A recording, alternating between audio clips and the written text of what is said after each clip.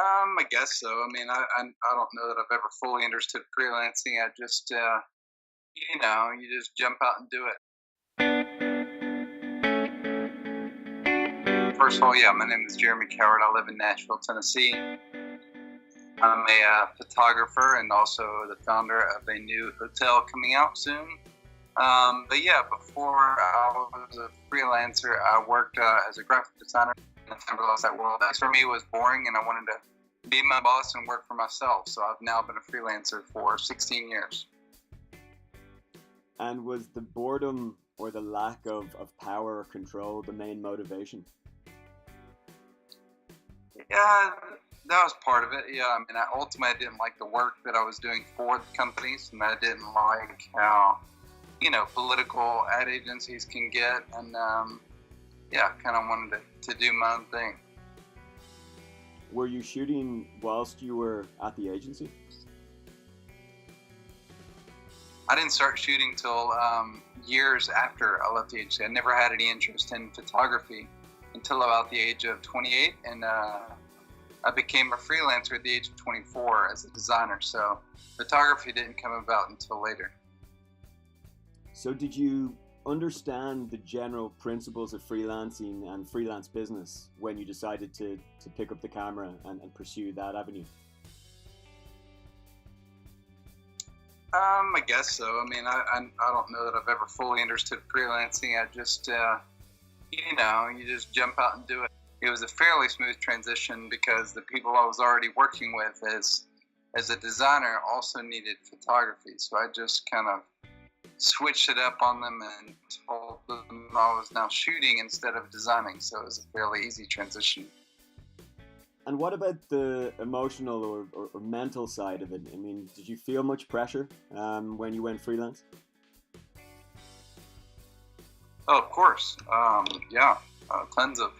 Tons of pressure, tons of stress. Being a freelancer is definitely a roller coaster.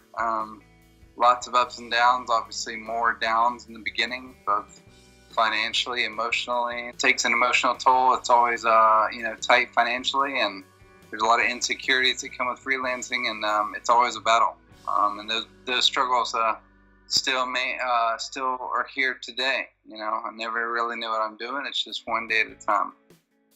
What gets you through it? I mean, what sort of techniques can you use to calm the stress? Gosh, I don't know. You have to have a good support group around you. I have a lovely wife who's always encouraging me, and she's rooting for me. I've got friends that are rooting for me. You got to be creative in terms of your, diversifying your income as well. I have several different ways to make money. I'm never relying on one thing alone. And so yeah, I mean, I feel like the business itself is an art form. Not only the art that I create within my business, but the business is also an art to stay alive.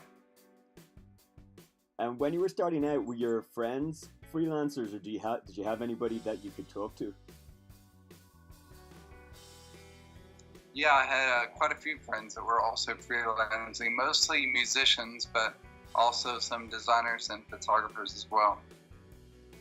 Can you remember the first time you took a holiday and didn't freak out?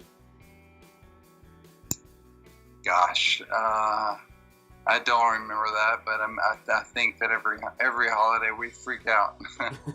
So I never really take a day off as a freelancer because I actually enjoy my work. It never feels like work to me. So yeah, I'm interested to learn a little bit about your opinion on the balance between artistic integrity and paying the bills.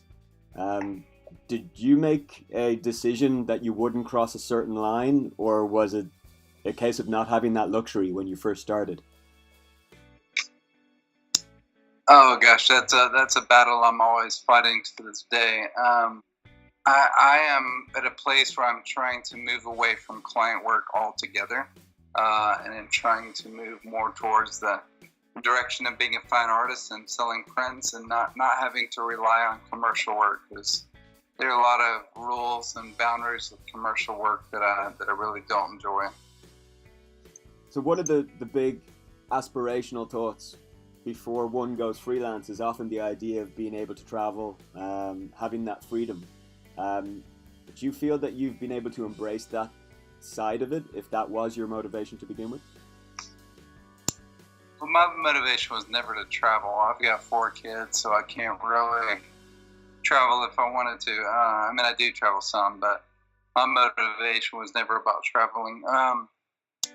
Even on the worst days as a freelancer, you know that you're still fighting for something worthy, and you're on your own, and it's just fun. You know, even when there's valleys where there's stress, money is tight and the stress is high. Like, I still would rather be on my own than having a boss with a 9 to 5. And I also noticed when I was doing a little bit of research, your humanitarian work. How did that come about?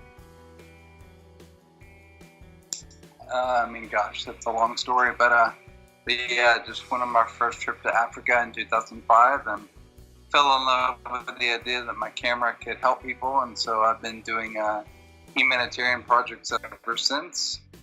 Proud of that work than I am any commercial or client work. And would you say that's your proudest moment of being a freelancer, or do you have a moment that you look at and think, this has all been worth it? No, I don't have one moment. I mean, there are many moments. I'm always proud of what I'm doing, and there's from starting the nonprofit Help Portrait to the projects I've done overseas. I actually just launched a brand new website where I have an ideas portfolio, and everything in that ideas portfolio is probably what I'm most proud of. And earlier on, you touched on this work you're doing with the hotel and diversifying your income. Could you tell us a bit about what you're up to next? Yeah, I mean, obviously the hotel is the main, that'll be the rest of my life kind of work. So the hotel will become a big thing, but I hope to always still be doing art on the side. In fact, I hope that my art ends up in the hotel. To me, they will eventually go hand in hand, and as the founder, I think it'd be especially cool to be the lead artist within the hotel itself. And so, but yeah, in the meantime, I'm always trying to diversify what I'm doing.